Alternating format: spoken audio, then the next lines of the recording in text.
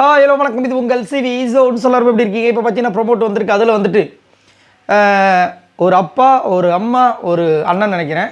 So திவ்யாவோட family உள்ள மாதம் entry கொடுத்துருக்காங்க. திவ்யாவை அப்படியே உரிச்சு வச்சுருக்காங்க. சாரி அவங்க அப்பாவை திவ்யா உரிச்சு நல்லா வச்சுருக்காங்கன்றது நல்லா தெரியுது.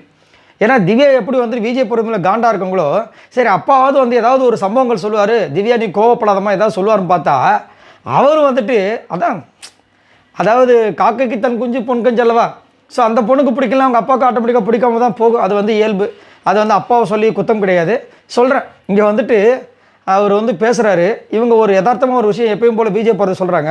அதுக்கு அங்கே வந்துட்டு புகையுதுக்கு பேசுகிறாரு. அதை பற்றி பார்க்கலாம். அதுக்கு முன்னாடி பார்க்குற எல்லாருமே நம்மளோட சேனலை சப்ஸ்கிரைப் பண்ணிட்டு பாருங்கள், லைக் பண்ணுங்கள், கமெண்ட் பண்ணுங்கள், ஷேர் பண்ணுங்கள். இப்போ வாங்க அந்த வீடியோக்குள்ளே போகலாம். ஸோ ப்ரொமோட் சூப்பராக மாதம் வந்திருக்கு. அதில் வந்து திவ்யாவோட அப்பா, அண்ணன், அம்மாலாம் உள்ளே வந்திருக்காங்க.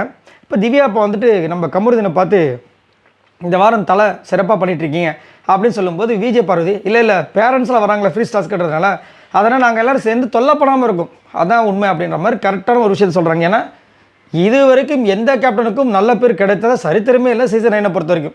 ஏன்னா எல்லாருமே தான் அந்த வேலையை பண்ணுறாங்க. விஜய் பார்வதி தலையை பற்றி இது வரைக்கும் குறைய சொன்னதில்லை. நீங்கள் நோட் பண்ணி பார்க்கணும், சரிங்களா?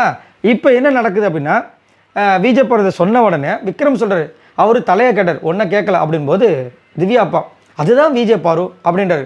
எல்லாரும் சிரிக்கிறாங்க. உடனே அவர் ஆரம்பிக்கிறார், என்னென்னா பதில் சொல்ல வேண்டியது அவரல்லவா, தாங்கள் இடையில் வருவது எப்படி?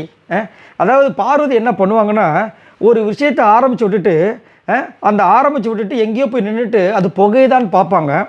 அப்புறமா கிட்ட வருவாங்க. அது புகைஞ்சி முடிஞ்சதுக்கப்புறமா கிட்ட வந்துட்டு அது ஒன்றும் இல்லைங்க, நீ பண்ணது சரிதான் அப்படின்னு சொல்லிட்டு பேசுவாங்க அப்படின்னு சொல்லிட்டு இவர் பேசுகிறார். ஸோ பார்வதி பண்ணுறது தான் உங்கள் கணக்கு தெரியுது.